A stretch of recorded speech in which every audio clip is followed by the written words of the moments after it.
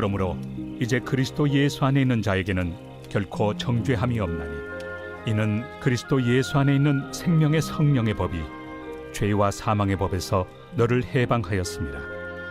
율법이 육신으로 말미암아 연약하여 할 수 없는 그것을 하나님은 하시나니 곧 죄로 말미암아 자기 아들을 죄 있는 육신의 모양으로 보내어 육신의 죄를 정하사 육신을 따르지 않고 그 영을 따라 행하는 우리에게 율법의 요구가 이루어지게 하려 하심이니라. 육신을 따르는 자는 육신의 일을, 영을 따르는 자는 영의 일을 생각하나니 육신의 생각은 사망이요 영의 생각은 생명과 평안이니라. 육신의 생각은 하나님과 원수가 되나니 이는 하나님의 법에 굴복하지 아니할 뿐 아니라 할 수도 없습니다. 육신에 있는 자들은 하나님을 기쁘시게 할 수 없느니라. 만일 너희 속에 하나님의 영이 거하시면 너희가 육신에 있지 아니하고 영에 있나니 누구든지 그리스도의 영이 없으면 그리스도의 사람이 아니라. 또 그리스도께서 너희 안에 계시면 몸은 죄로 말미암아 죽은 것이나 영은 의로 말미암아 살아있는 것이니라. 예수를 죽은 자 가운데서 살리신 이의 영이 너희 안에 거하시면 그리스도 예수를 죽은 자 가운데서 살리시니가 너희 안에 거하시는 그의 영으로 말미암아 너희 죽을 몸도 살리시리라.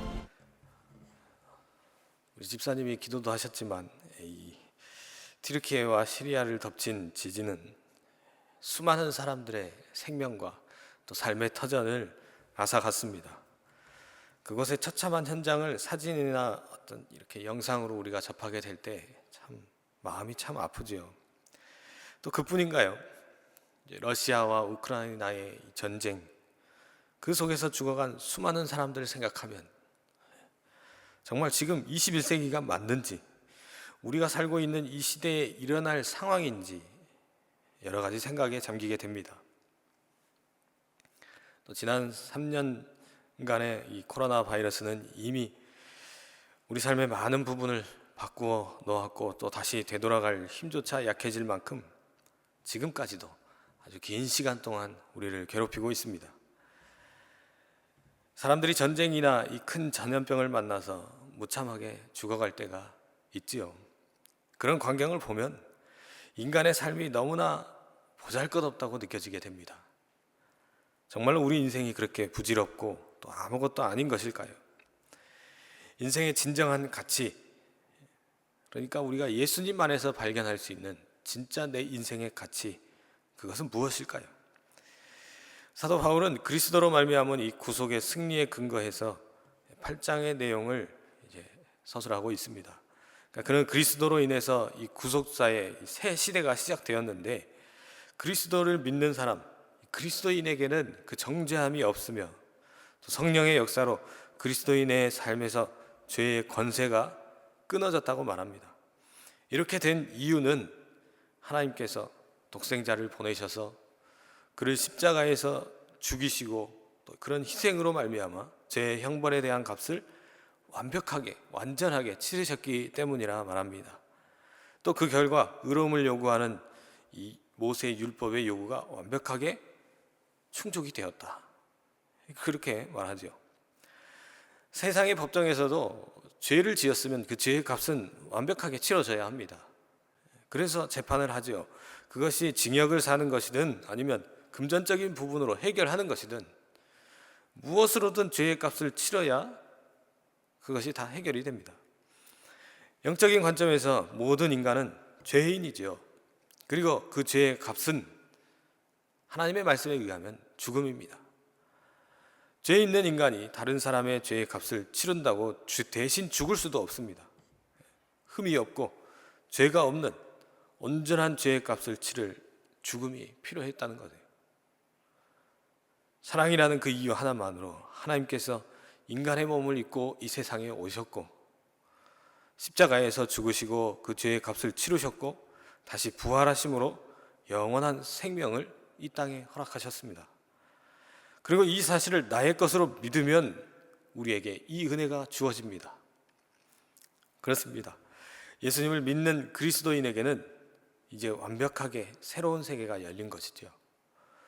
그것은 바로 하나님이 예수님을 통해 이루신 이 구속의 승리 가운데 살아갈 수 있게 되는 것입니다. 우리는 과거 죄의 사슬에 매여 그렇게 살아갈 수밖에 없는 이 죽음의 시대로부터 완벽하게 이제 해방이 되었고, 성령이 이끄시는 승리의 새 시대를 살아가고 있습니다. 우리는 이 사실을 분명히 믿고 살아가야 할 것입니다. 바울은 오늘 본문 말씀 이 안에서 두 삶의 형태를 대조해서 설명을 하죠. 바로 육신을 따르는 삶, 그리고 영을 따르는 삶. 육신의 생각이란 타락한 인간 본성의 끊임없는 욕망이고, 이것은 하나님의 뜻에 반하여 자기 중심적으로 살아가려는 그러한 생각입니다. 이런 생각의 결과는 하나님과 원수가 되는 것밖에 없습니다. 육신의 생각은 그 종착지가 사망입니다. 그 이유는 내가 내 삶의 주인이라는 어떤 그런 표현이 들어있기 때문이죠. 지금도 많은 사람이 하나님을 부인하며 자기 중심적 삶을 살아가고 있습니다.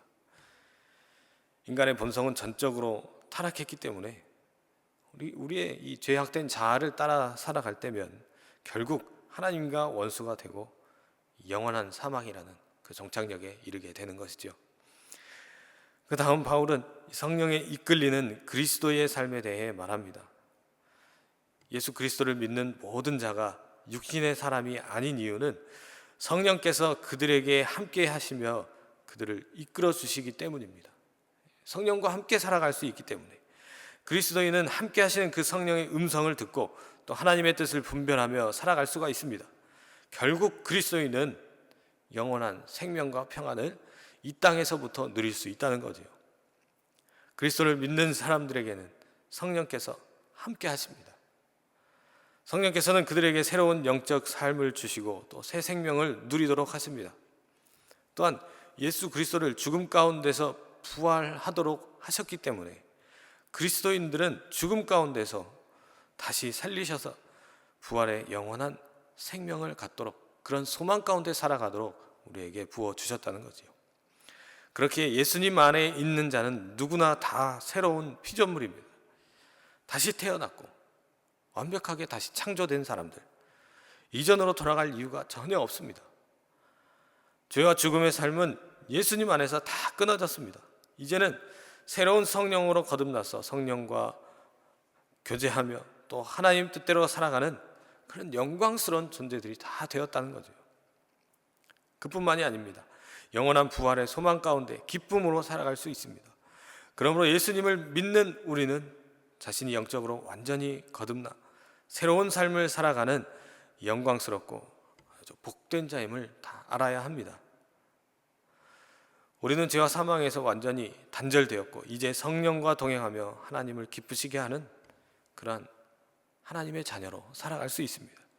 이것이 예수님 안에서 정해진 우리의 너무나도 당연하고 영원한 은혜입니다. 모든 인간은 예수님이 성취하신 이 구속의 승리를 통해서 사망과 죄에서 완전히 벗어날 수 있습니다. 그 후에는 성령과 동행하며 하나님의 뜻을 이루어가고 또 보장된 이 부활의 생명을 소망하며 살아갈 수가 있는 것이죠. 우리가 이 엄청난 은혜, 이 복음의 본질을 잊고 있는 것은 아닐까요? 우리는 이 은혜, 이 생명을 빚진 자들입니다. 빚진 사람들은 빚을 갚아야 합니다. 그러나 주님이 우리에게 주신 빚은 어떤 세상이 이야기하는 그런 무거운 짐이 아닙니다. 그저 그냥 그 은혜에 대한 감사의 몸부림일 뿐인 것이죠. 아무것도 아닌 나에게 주어진 이 영광스럽고 복된 그리스도인의 삶을 누리시고 또 늘 주님께 감사하며 기쁨 가운데 살아가시길 주님의 이름으로 축복합니다. 기도하겠습니다. 아버지 하나님, 감사하고 감사합니다.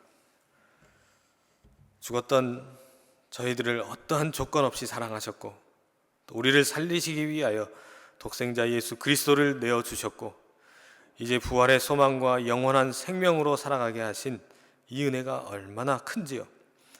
어느 것 하나 내세울 것 없는 인생이지만 이제 하나님의 크신 사랑으로 충만한 우리의 모습을 보면 감사가 흘러나올 수밖에 없습니다. 또한 갈 길을 모르는 저희들에게 성령으로 함께 해주시고 지치고 넘어지고 힘들어할 때에도 다시금 일어서서 걸을 수 있도록 우리의 손을 잡아주시는 하나님의 은혜로 오늘도 살아갑니다.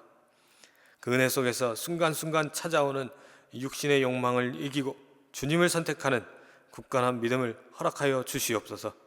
그런 승리의 경험들이 쌓이고 쌓여 흔들리지 않는 믿음으로 주님이 주신 사명을 능히 감당하게 하시고 수많은 열매들을 거두며 하나님께 영광 돌리는 저희 모두가 되도록 함께하여 주시옵소서. 그리하여 주님께서 세우신 우리 백운교회 안에 믿음의 용사들이 늘어가게 하시고 마지막 시대 우리 교회가 감당해야 할 주님의 사역들이 온전히 이루어지며 하나님 나라가 확장되어가는 그 부흥의 시대를 열어갈 수 있도록 주님 도와주시옵소서. 특별히 베트남 신학교에서 주님의 사역을 감당하고 계시는 담임 목사님을 위해 기도합니다.